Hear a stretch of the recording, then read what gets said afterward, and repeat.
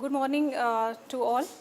Now, today I am going to deliver a lecture on the planning for formative and internal assessment. Now, objectives of this lecture will be why is the internal assessment required at all, what are the characteristics of internal assessment, what is formative assessment and its types, what are the benefits of formative assessment, and how do we design a system for internal assessment. Now, what exactly is assessment?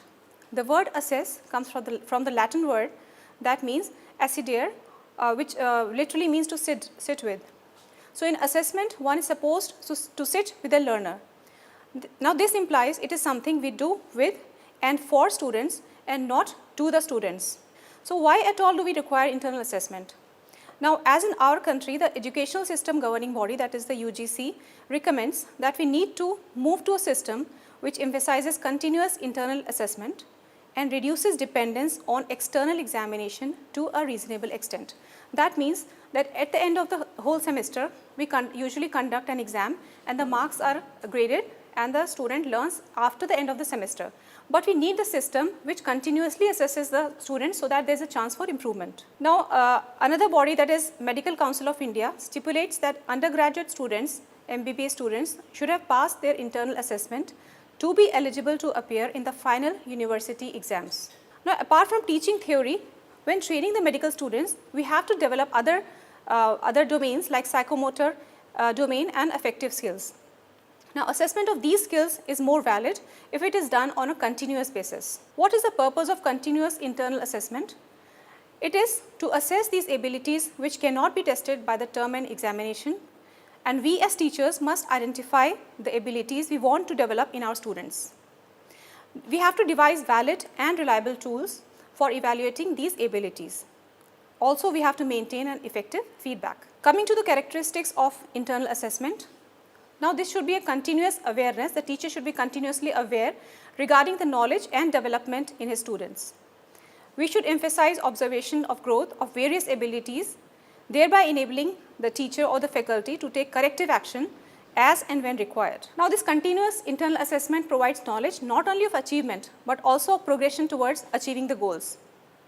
Not merely of where he has got to go, but also of how he has to reach there. So, it emphasizes both the product as well as the process of learning. We have to concentrate on how the learner learned. Now, if we see the assessment cycle, what do we know?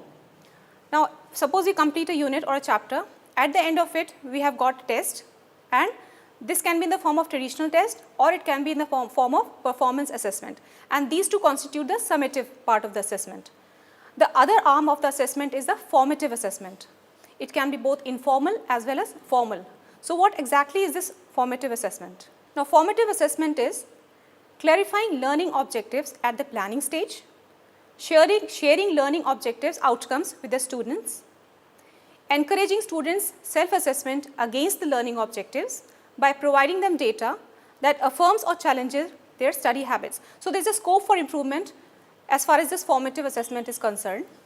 It focuses oral and written feedback on the learning outcomes of the lesson and tasks. So, feedback obviously forms an important part of the assessment cycle. It also helps in diagnosing skills or knowledge gaps whatsoever there might be. Now, formative assessment allows for reteaching, enrichment, revised teaching methods and student feedback. It also helps in organizing individual student target setting that builds on previous achievements as well as aiming for the next level up. It assesses the teacher's effectiveness in planning and implementation of the instructions. It raises the student's self-esteem through the language of the classroom and the ways in which the achievement is celebrated. It provides the teachers with the data which allows them to remedy student misunderstandings. Also, it can be in the form of ongoing assessments. It is helpful in monitoring the progress of the students. In daily use, the teachers apply formative assessment to determine what concepts require more teaching, to determine where students fall in their understanding of the material, what teaching techniques require modification. Teacher observations shows that some students do not grasp a concept, or he or she so the teacher designs a review activity or uses a different instructional strategy for that group. For example, there are certain methods which can be used for better understanding of the students, like these are some of the methods like ticket out of the door, periodic quizzes, 3-2-1 method, open-ended responses, performance tasks, think, pair, share. So these are some of the techniques which the teacher can utilize for better understanding of the students. So the key elements of the formative assessment are the identification by teachers and learners of learning goals, intentions or outcomes for achieving those goals. Rich conversations between teachers and students that continually build and go deeper. The provision of effective, timely feedback to enable students to advance their learning. The active involvement of students in their own learning process. And teachers responding to identify learning needs and strengths by modifying their teaching approaches. Now, as I have already told, there are two types of formative assessments, informal and formal. So that the basic differences are informal is ungraded, whereas formal is graded. Informal can be at an individual level or at a group level, whereas formal is mostly at an individual work. Informal uses random individuals or groups who are assessed, whereas in formal the whole class is assessed. For example, examples of the informal assessment are random questioning, whiteboards, exit cards. Examples of the formal assessment are end of the lesson quizzes, in-class seat works. For assessment to be true representation of what students know and can do, it must be completed individually and independently. Another benefit of the formative assessment is that an assessment cycle of formal and informal formative assessment prevents a teacher, parent or a student from being surprised by a failing grade on the summative traditional test. So it is basically like physical examination rather than being an autopsy. So there is always a scope for improvement. Now, which are the factors which inhibit these type of assessments? First is there is a tendency for teachers to assess quantity rather than the quality.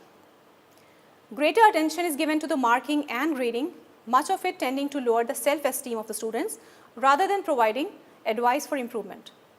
A strong emphasis on comparing students with each other, which demoralizes the less successful learners. So we have to plan carefully for the lowest achievers of the class, plan some methods so that they are consistent and consistently they show the enhanced performance. Now, how do we plan for the internal assessment? So plan internal assessment in such a way that it focuses on the process of learning. It gives priority to the psychomotor and affective skills apart from the knowledge part. It involves all the faculty members of a department. Its results are immediately made known to the learner and discussed with him to make the process of learning better. Now, usually how do we distribute the marks? Like their total marks, 100 marks have been allotted to a subject, 50 marks for the theory, 50 marks for the practicals. Now, for the theory, the 30 marks out of 50 will come from the periodical tests, whereas 20 may come from the varied topics like interest in the subject, active participation, scientific aptitude, interpersonal skills. Whereas in the theory, 40 marks are given to the practical marks at the end of the posting or semester, and 10 marks are given for maintaining of the record books. So usually this pattern is followed. So what else we can do to further increase the validity or the simplicity of the teaching? From this traditional methods, we have achieved that we have got multiple observations, multiple examiners, marking scheme is transparent, and there is ample opportunity for the learners to improve their performance. But subjectivity has not been overcome. To overcome subjectivity, a model has been proposed that is called a quarter model, where we include the following things. At least one assessment should be performed every quarter of the year. No teacher should contribute more than 25%, that is again a quarter. No tool of assessment should be contributing more than 25%, again a quarter. No assessment should be contributing more than 25% of the total marks in internal assessment. So everything has been divided into quarters. So that is called a quarter model.